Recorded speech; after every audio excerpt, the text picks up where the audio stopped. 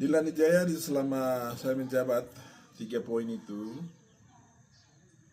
baik perumahan, kelistrikan, dan air bersih ya. Di perumahan itu Lanijaya itu punya strategi. Saya punya strategi. Setiap tahun kita anggarkan 10 miliar.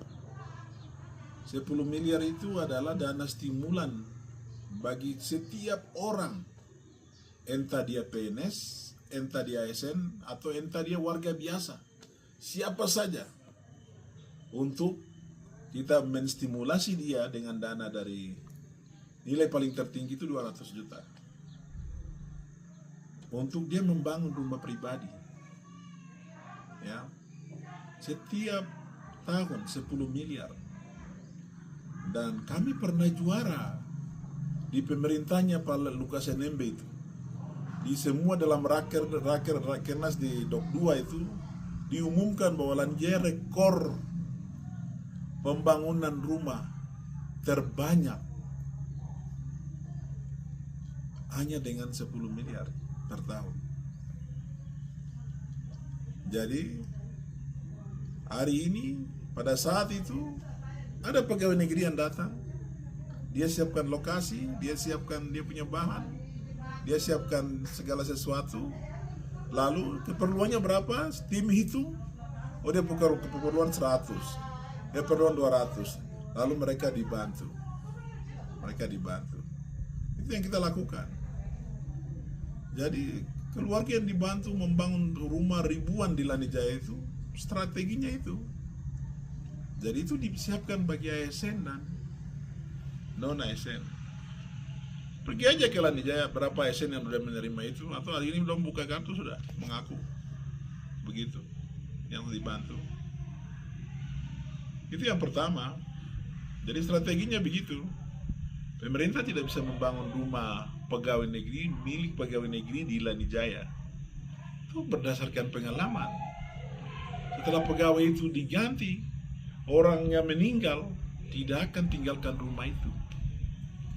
Dan Lanijaya lokasinya sempit, tanah juga banyak bermasalah, sehingga strategi yang kita ambil itu, siapa yang sudah siap, mau bangun di mana saja, bahkan bangun di Wamena, pegawai negerinya bangun di Wamena, bahkan bangun di distrik-distrik, disuntiklah dana itu. Jadi Lanijaya itu pernah jadi rekor pembangunan rumah. Hanya saya belum punya data berapa pegawai yang mendapat itu, berapa masyarakat, tapi udah ribuan.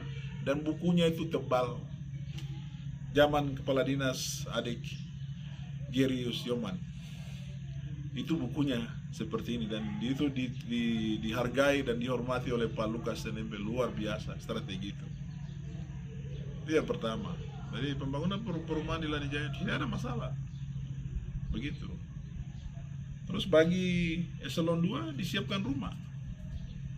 Begitu. Bagi dinas-dinas yang mampu, mereka siapkan barang. Dan itu yang kami lakukan. Yang kedua mengenai listrik. Listrik itu sejak pemekaran itu bermasalah. Jadi yang mereka pasang itu alat bagus atau tidak, kita tidak tahu. Selalu mati hidup. Pada periode kedua saya beli alat baru 2 yang hari ini sekarang menyala 24 jam ini.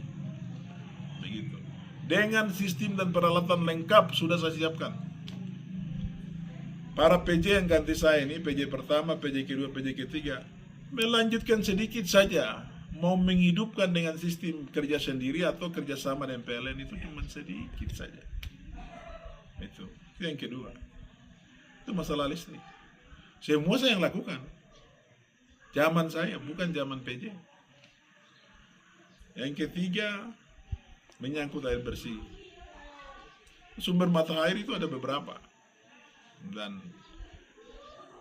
kita selama ini pakai satu sumber mata air, tapi sumber mata air yang paling besar yang sekarang mau ditampung ini, itu hasil perjuangan dan lobby saya dengan Kepala Dinas Altinus Sigibalong. Jadi itu proposal saya yang dieksekusi oleh Pak Kepala Dinas sekarang Altinus Sigibalong. Jadi semuanya dilakukan di zaman saya. Para PJ hari ini belum buat apa-apa.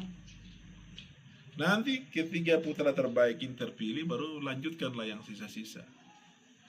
Kau tidak lihat bagaimana Lanijaya hari ini menjadi buah bibir, terutama ibu kota ya, ibu kota yang begitu ditata indah, pasar apa, kau tidak bangga? Wah, luar biasa yang kita lakukan. Ya biasalah, namanya politik. Jadi kalau lawan politik yang kau pikiran, kau stres ya, kau ngomong aja lah. Tapi data terbuka, silakan hitung dan silakan lihat. Sekian dan terima kasih.